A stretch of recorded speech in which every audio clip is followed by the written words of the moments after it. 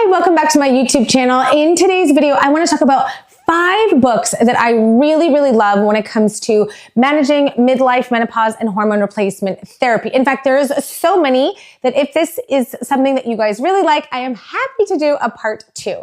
I have a beautiful collection of books behind me, and I'm going to go through all of these to tell you exactly why I love them, and the descriptions for each of these books will be down below. If you want to know the books that I've been loving reading and recommending to all my patients, definitely check out this week's video. Before we get started, if you have a favorite book that you've been reading, drop it in the comments below.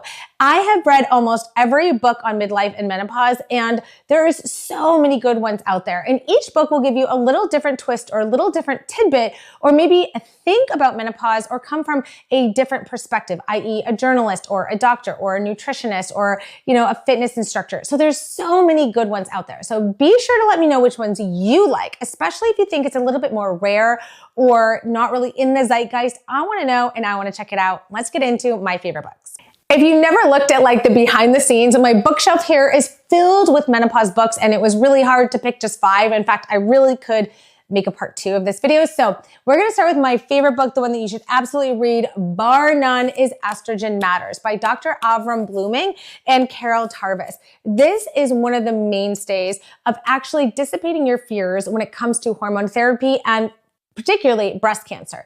Now, it's been a while since this myth was really something that scared the majority of women. It probably still does. In fact, if the risk of breast cancer is still something on your mind when considering hormone therapy, this is the book that you need to read. In fact, I have so many videos here on debunking the myth about hormone replacement therapy and estrogen. I actually haven't done one in a while, so also comment below if you want a brand new up-to-date video on that. But this book really walks through how much safety data we have on estrogen. It goes through the different lifestyles of women and how physiologically important estrogen really is, not just in the puberty, premenopausal, but also into perimenopause, menopause, and postmenopausally when you are using hormone replacement therapy. Now, if you don't know anything about Dr. Avram Bluming, he is just the most amazing clinician. In fact, he's an oncologist who has treated both his wife and daughter who had breast cancer with hormone replacement therapy. Way back a couple years ago, we did an amazing podcast together. Check it out right here.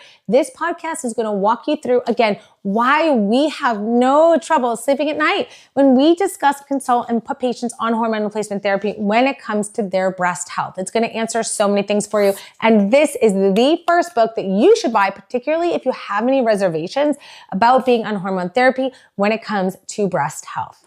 The next book that I'm going to recommend, which is not particularly necessarily menopause genre, but is the Archetyped Diet by Dana James. In fact, we got to do a podcast together once live in New York City. She is a wonderful and brilliant woman. She's got her master's and she's a nutritionist as well. What I like about this book particularly is, if you know anything about me, I really like sort of being able to think about your prototype or your archetype or your avatar, if you will, because each of us are really different, but we do tend to fall into some types of patterns. For example, we might be the prolonged dieter. We might be the never have thought about nutrition in our life. We may be the totally consumed with nutrition and all things macros and, calories and all of that. And she really goes through whichever type you really are when it comes to eating, which incorporates some mindfulness, but also actually getting down to the science of how is best to eat for you. And she herself, as a woman going through the menopause transition, is very open in talking about this and how this book really, I think, is designed particularly for women.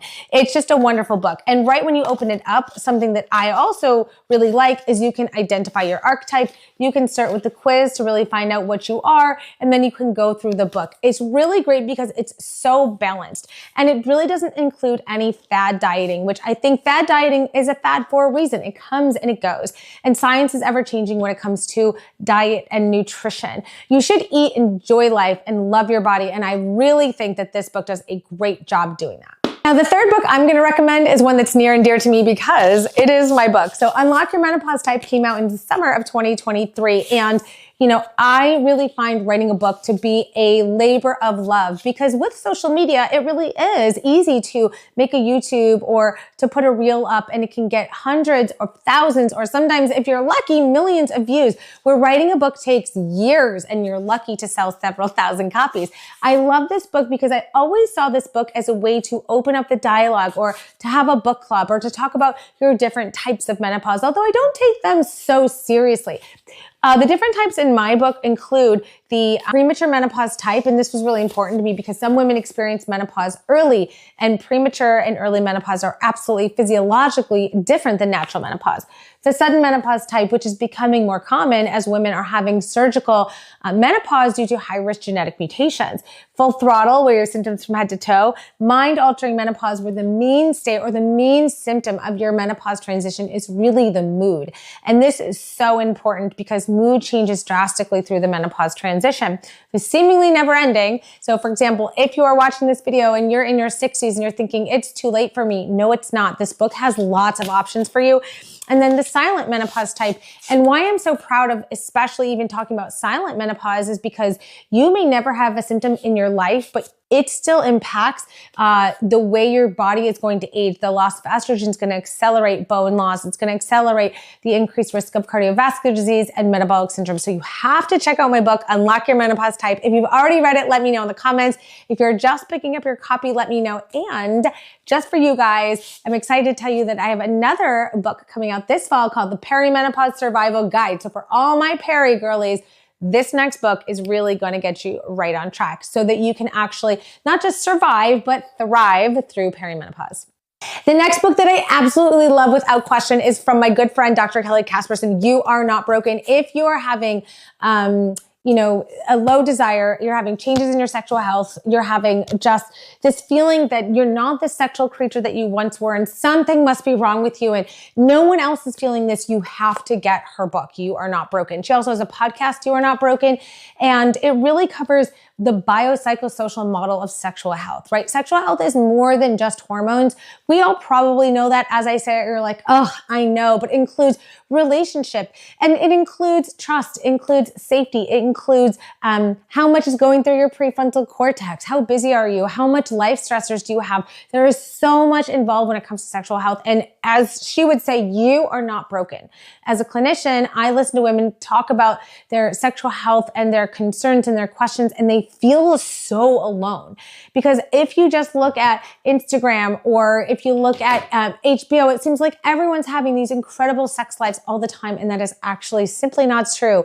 That's not what's going on behind the scenes. So you're definitely going to want to grab this book if you feel like you've got just lost this grip on your sexual health and this intimacy and you're just not sure where to start and you kind of feel broken or lost. This is the book for you. The next book you should read is this book, Endocrine and Obstetrics and Gynecology from 1939. Just kidding. This is my grandfather's book, but I do want to read to you a little bit about what this says about menopause. So give me a second here.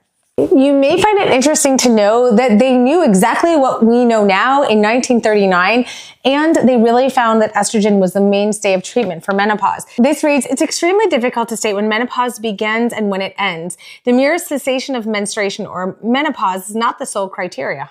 The beginning may be years before menopause. That is, some symptoms, which are part of the syndrome, begin years before the termination of flow.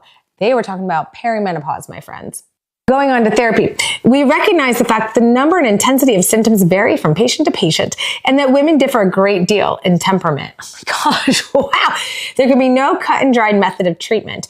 That means no one size fits all. And I still say that to this day. The mainstay of treatment they recommended in 1939 was estrogen replacement therapy. All right, and last but not least, Tamsin Fadal, one of my good friends, just came out with her New York Times bestselling book, How to Menopause. I love this book because she does such a great job, being that she is a journalist, of interviewing so many specialists. In fact, I was lucky I got to be interviewed and talk about how there is such a lack of training, and this is such a reason why there's a bottleneck in terms of women seeking support and clinicians who are actually well educated in doing so.